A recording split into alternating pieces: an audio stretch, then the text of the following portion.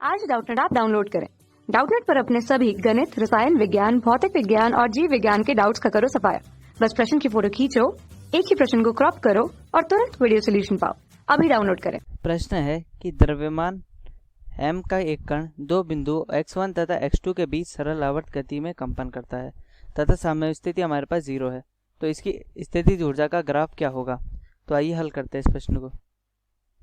ठीक है, हम चूंकि जानते हैं कि इस प्रकार की क्या मतलब एक सतह है जिस पर वो बिंदु है और कण x1 तथा x2 के बीच सरल आवर्त गति करता है। तो अगर कण सरल आवर्त गति इनके बीच में करता है तो जो x1 और x2 है इनके मान क्या होता है, हमारे बराबर होते हैं और ये क्या होता है, कण के आयाम। ठीक है, 0 से x1 x2 की दूरी भी a होती है और 0 से x1 की दूरी भी a होती है। ठीक है, तो और जो हम जानते हैं कि कण सरल आवर्त गति कैसे करता है कि अगर हम 0 से स्टार्ट करें तो 0 से कण जाएगा, फिर x1 तक, x1 से फिर वापस लौट कर आएगा, सीधा x2 तक जाएगा, फिर वापस लौट कर आएगा और इसी प्रकार कण इस 0 के बीच में दोलन करता रहता है। तो हमें इसकी कण की स्थितिज ऊर्जा निकालनी है। तो जो कण की स्थितिज ऊर्जा का सूत्र लिखा जाता है,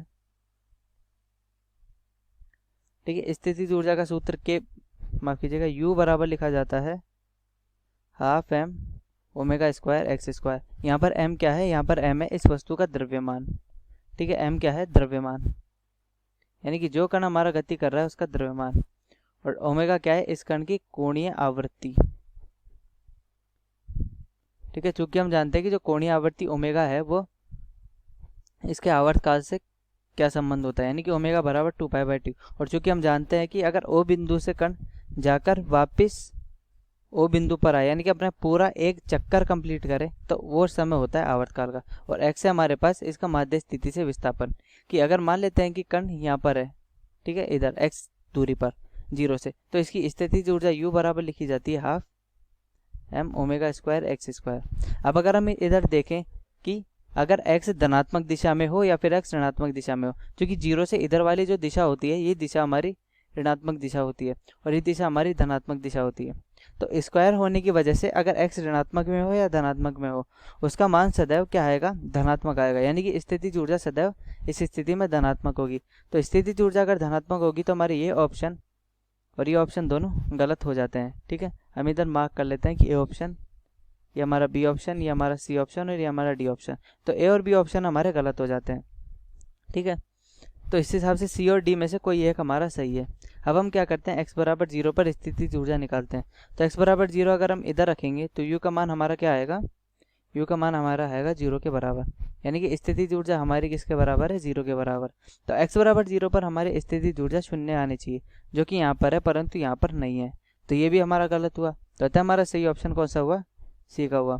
और वैसे भी जो एक्स स्क्वायर का ग्राफ है कि जैसे कि u है हमारा y अक्ष पे और x है हमारा x अक्ष पे। ठीक है, अगर हम इसकी तुलना करें कि y बराबर a एक्स स्क्वायर से, तो ये किसका समीकरण है, परवलय का समीकरण है।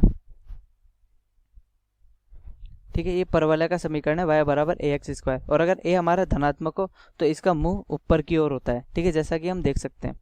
और अगर इसमें माइनस होता तो हो सकता था कि ये हमारा सही हो, लेकिन अगर ये प्लस है, ठीक है, ये सारी राशि हमारी धनात्मक होती है, तो अतः सी हमारा उत्तर होगा। तो इस प्रकार हमारा प्रश्न हल हुआ। कक्षा 6वीं से 12वीं से लेकर नीट, IIT, JEE वो एडवांस के लेवल तक 1 करोड़ से ज्यादा छात्रों का भरोसा।